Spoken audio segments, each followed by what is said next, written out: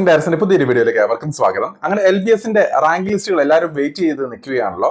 അപ്പോൾ rank list വരുമ്പോൾ എന്തൊക്കെ കാര്യങ്ങൾ നമ്മൾ പ്രത്യേകം ശ്രദ്ധിക്കേണ്ടതെന്നുള്ളതാണ് ഈ വീഡിയോയിലൂടെ ഉൾപ്പെടുത്തുവാൻ ഉദ്ദേശിക്കുന്നത്. അപ്പോൾ നിരവധി കുട്ടികൾക്ക് +2 അത്യാവശ്യം ഭേദപ്പെട്ട മാർക്കുകളാണ് ഈ വർഷവും കിട്ടിയിരിക്കുന്നത്. അപ്പോൾ കഴിഞ്ഞ വർഷത്തെ താരതമ്യം ചെയ്യുമ്പോൾ ചെറിയ രീതിയിൽ വേരിയേഷൻസ് ഉണ്ട്. ഒരുപക്ഷെ ഒരു പൊടിക്കിന് കുറവായിരിക്കാം ഒരുപക്ഷെങ്കിലും മാർക്കുകൾ ഉണ്ടാവുക. എന്തായാലും റാങ്ക് ലിസ്റ്റുകൾ ഇട്ട് കഴിഞ്ഞാൽ മാത്രമേ നമുക്ക് അതിന്റെ കൂടുതൽ ക്ലാരിറ്റി ലഭിക്കുകയുള്ളൂ. അപ്പോൾ പല കുട്ടികളും കഴിഞ്ഞ വർഷത്തെ റാങ്ക് ലിസ്റ്റുകൾ എടുത്തിട്ട് ഏകദേശം അനാലിസിസ് ഒക്കെ നടത്തിയിട്ടുണ്ടാവുമല്ലോ. അപ്പോൾ അതിൽ ഏതാനും ചില കാര്യങ്ങളാണ് നമ്മൾ കൂടുതലായിട്ട് ശ്രദ്ധിക്കേണ്ടതായിട്ട് വരിക. അപ്പോൾ മാർക്കുകളെക്കാളും കൂടുതലും റാങ്ക് ആണ് നിങ്ങൾ പ്രത്യേകമായിട്ട് നോട്ട് ചെയ്യേണ്ടതായിട്ട് വരിക. അപ്പോൾ കഴിഞ്ഞ വർഷങ്ങളിലെ റാങ്ക് ലിസ്റ്റുകൾ, അതായത് 2023 LBSന്റെ റാങ്ക് ലിസ്റ്റുകൾ അല്ലെങ്കിൽ അലോട്ട്മെന്റ് ലിസ്റ്റുകൾ ഓരോ കോളേജ് വൈസ് നിങ്ങൾക്ക് കാണുവാൻ സാധിക്കുന്നതാണ്. അപ്പൊ അതിൻ്റെ ഡീറ്റെയിൽ ആയിട്ട് ഏതൊക്കെ കുട്ടികളെയാണ് അതിനകത്ത് അഡ്മിറ്റ് ചെയ്തിരിക്കുന്നത്, അതിന്റെ ഓരോരുത്തരുടെയും റാങ്കുകൾ, അതുപോലെ ഓരോ കാറ്റഗറി, ഇങ്ങനത്തെ കാര്യങ്ങളെല്ലാം തന്നെ ഓരോ കോഴ്സുകളുടെയും ആയിട്ടും നിങ്ങൾക്ക് കാണുവാനായിട്ട് സാധിക്കുന്നതാണ്. അപ്പോൾ ഇങ്ങനെ നമ്മൾ നോക്കുമ്പോൾ നിങ്ങൾ പ്രത്യേകം ശ്രദ്ധിക്കേണ്ട ഒരു കാര്യം, ജനറൽ കാറ്റഗറി വിഭാഗത്തിലുള്ള കുട്ടികൾക്ക് ഏകദേശം ഒരു 8,000 അല്ലെങ്കിൽ ഒരു 10,000 താഴെയുള്ള റാങ്ക് വരുന്ന കുട്ടികൾക്കാണ് ഒരു ഭേദപ്പെട്ട ലെവലിലുള്ള കോളേജുകൾ ലഭിച്ചിരിക്കുന്നത്. അതേസമയം SC/ST അല്ലെങ്കിൽ മറ്റുള്ള OBC വിഭാഗത്തിലുള്ള മറ്റുള്ള റിസർവേഷൻ കാറ്റഗറിയിലെല്ലാം തന്നെ കുറച്ചും കൂടെ ബെറ്റർ ആയിട്ടുള്ള കോളേജുകൾ ഒരു പക്ഷേ റാങ്ക് അടിസ്ഥാനത്തിൽ കിട്ടിയിട്ടുണ്ടാവുമെന്ന് വിശ്വസിക്കുന്നു. എങ്കിൽ തന്നെ നിങ്ങൾ പ്രത്യേകം ശ്രദ്ധിക്കേണ്ട ഒരു കാര്യം, ഏകദേശം ഒരു 10 അലോട്ട്മെന്റുകൾക്കുള്ളിൽ തന്നെ വന്നിരിക്കുന്ന റാങ്കുകൾ നിങ്ങൾ കഴിവതും പരിശോധിക്കുവാനായിട്ട് പ്രത്യേകം ശ്രദ്ധിക്കുക. കാരണം കഴിഞ്ഞ വർഷം ഏകദേശം 18 അലോട്ട്മെന്റുകളാണ് എല്ലാം, അതായത് സ്പെഷ്യൽ മെയിൻ അലോട്ട്മെന്റുകൾ ഉൾപ്പെടെ സ്പെഷ്യൽ അലോട്ട്മെന്റുകളൊക്കെ ആയിട്ട് 18ഓളം അലോട്ട്മെന്റുകളാണ് നടത്തപ്പെട്ടിരുന്നത്. അതിന്റെ കാരണം എന്താണെന്ന് വെച്ച് കഴിഞ്ഞാൽ കഴിഞ്ഞ വർഷം ഏറ്റവും അവസാനമാണ് കുറെ കോളേജുകൾ, ഗവൺമെന്റ് ആയിക്കോട്ടെ സെമിറ്റ് ആയിക്കോട്ടെ, അങ്ങനെയുള്ള പല പുതിയ കോളേജുകളും കൂട്ടിച്ചേർക്കപ്പെട്ടിരുന്നത്. അപ്പോൾ അങ്ങനെ പുതിയതായിട്ട് കൂട്ടിച്ചേർന്ന കോളേജുകളുടെ വേക്കൻറ്റ് സീറ്റുകൾ നികത്തുവാനായിട്ട് സ്പെഷ്യൽ അലോട്ട്മെന്റുകൾ നടത്തി ഏകദേശം 18 അലോട്ട്മെന്റുകൾ വരെ എത്തിയിട്ടുണ്ടായിരുന്നു. എങ്കിൽ കഴിഞ്ഞതിന് മുന്നിലത്തെ വർഷം നമ്മൾ നോക്കിക്കഴിഞ്ഞു 10-ൽ താഴെ മാത്രം അലോട്ട്മെന്റുകളാണ്, സ്പെഷ്യൽ അലോട്ട്മെന്റുകളെല്ലാം ഉൾപ്പെടെ നടന്നിരിക്കുന്നത്. അപ്പോൾ ഈ ഒരു വർഷവും 18 അലോട്ട്മെന്റുകൾ ഉണ്ടാവുമെന്ന് നിങ്ങൾ പ്രതീക്ഷിക്കേണ്ട. വളരെ കുറച്ച് അലോട്ട്മെന്റുകളായിരിക്കും ഒരു പക്ഷേങ്കിലും ഉണ്ടാവാൻ സാധ്യതയുള്ളത്. അതുകൊണ്ട് തന്നെ നിങ്ങൾ ഒരു 10 അലോട്ട്മെന്റുകൾക്കുള്ളിൽ വന്നിരിക്കുന്ന റാങ്ക് ലിസ്റ്റുകൾ ഏകദേശം നിങ്ങൾ മനസ്സിലാക്കുക.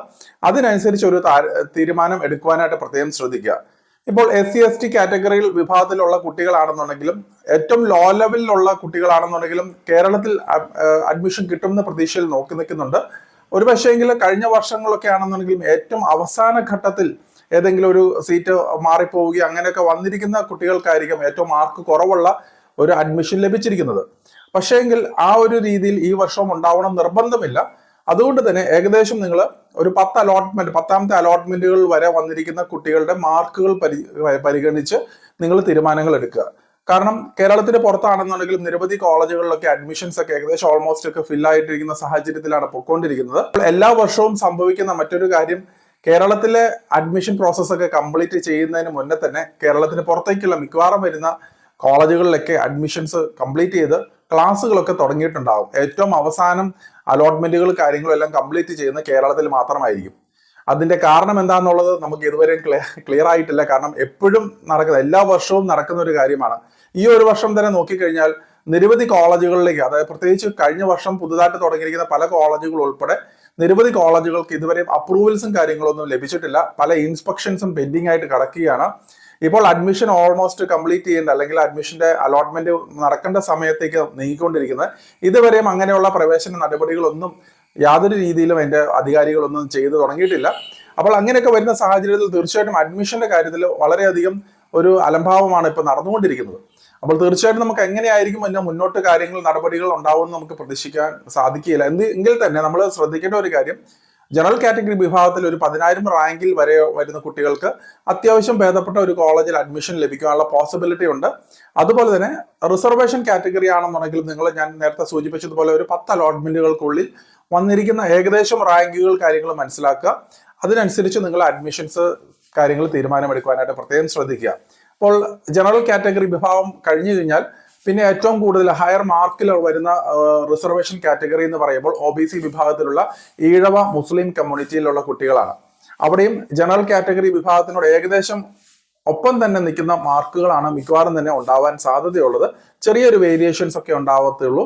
പക്ഷേ എങ്കിൽ മറ്റുള്ള റിസർവേഷൻ കാറ്റഗറി ആയിട്ടുള്ള പറഞ്ഞ SC ST കാറ്റഗറി കുട്ടികൾക്ക്, അതിൽ തന്നെ ST വിഭാഗത്തിലാണ് കൂടുതൽ ഈ പറയുന്ന റിസർവേഷൻ അല്ലെങ്കിൽ മാർക്ക് കുറവുള്ള കുട്ടികളെ പരിഗണിക്കാൻ സാധ്യത കൂടുതലായിട്ടുണ്ടാവുക. കാരണം ആ ഒരു കാറ്റഗറിയിൽ വളരെ കുറച്ച് കുട്ടികളാണ് മിക്കവാറും തന്നെ റാങ്ക് ലിസ്റ്റുകൾ കാണാറുള്ളത്. അപ്പൊ അതുകൊണ്ട് തന്നെ നിങ്ങൾ ഈ റാങ്ക് ലിസ്റ്റുകൾ വരുന്ന സമയത്ത് കഴിഞ്ഞ വർഷത്തെ റാങ്ക് ലിസ്റ്റുകളും നിങ്ങളുടെ ലഭിച്ചിരിക്കുന്ന റാങ്ക് ലിസ്റ്റുകളും വെച്ച് താരതമ്യം ചെയ്തിട്ട് മാത്രം നിങ്ങൾ ഒരു തീരുമാനമെടുക്കുവാനായിട്ട് പ്രത്യേകം ശ്രദ്ധിക്കുക.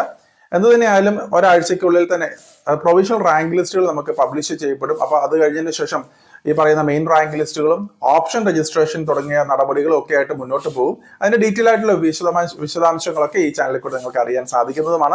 അപ്പോൾ മറ്റൊരു അപ്ഡേറ്റുമായി ഉടൻ തന്നെ കാണാം. നന്ദി.